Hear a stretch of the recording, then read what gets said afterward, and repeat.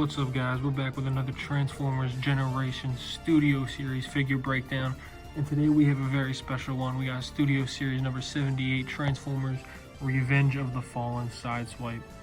And this is a character, from the second I saw him in the movie, I knew I wanted to pick him up, as we have a very good close-up of his face right there on the side of the box.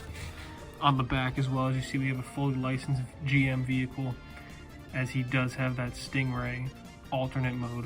Really good looking, and this guy does come with his swords and his guns as well, and only 19 steps. So let's get this guy out of the package and give him a good look up close. And boom, here is Studio Series Sideswipe in all his glory. And let's just take a quick look at that backdrop there. That is the scene from the beginning of the Shanghai chase in Transformers Revenge of the Fallen. That is where Sideways busts through in his Audi vehicle form, and Sideswipe comes pulling up from behind and slices him in half with his blades. But let's get this out of the way so we can get a more focused look on our boy Sideswipe here. He wants to stand up now. Maybe not. There we go. So Sideswipe, as he is there, trying to give you guys a nice good close-up. Very detailed face, pretty much exactly screen accurate as he appears in the movie, with a very detailed upper torso. As you can see, it does have the logo on the vehicle there, as this is an officially licensed vehicle, and just a really nice looking torso piece there with a whole different bunch of grays and silvers interwoven there. Moving down to the legs. Legs are really the only complaint I have about the robot mode. It is sometimes a bit difficult to pose him on the feet he has here. It's somewhat difficult to balance on there, as I kind of had to jet this. Let me see if I can get my finger in there.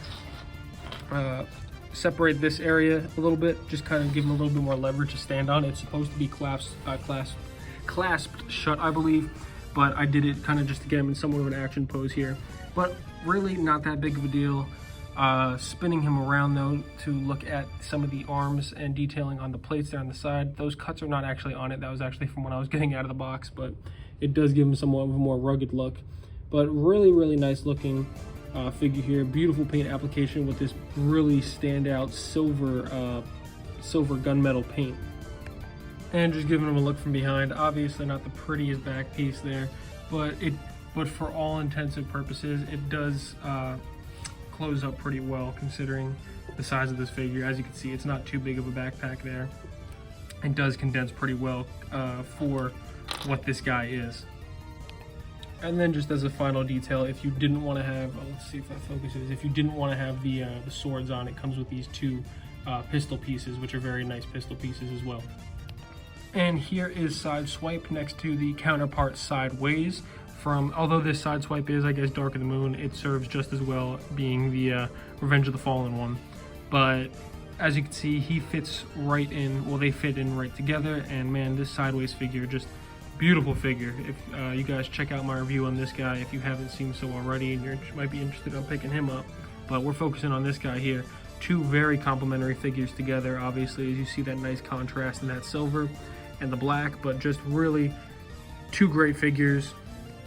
This one, obviously, I'm still just getting blown away by the detailed and the sculpting in the chest and torso piece. They did a really good job over here with Sideswipe, Autobot Sideswipe, just as they did with Sideways. And just to show you, of course, these are in scale perfectly with all of the other Transformers Studio Series, as plucking Megatron down in there behind him.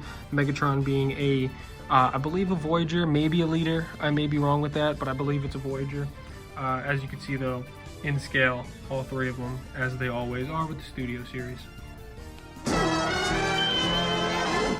And here is Sideswipe in his vehicle mode in all his glory, officially licensed vehicle. And Sideswipe really does look good. This is real sleek, don't mind that. I actually scuffed him up a little bit, trying to get something pegged in, but especially in the back there, just so much detail. Looks real nice, just like the real life car, and that color just really stands out nicely, just especially from the front. It looks just like Sideswipe on screen, and is just a real nice car overall. Especially just this color stands out. It's just something about this silver.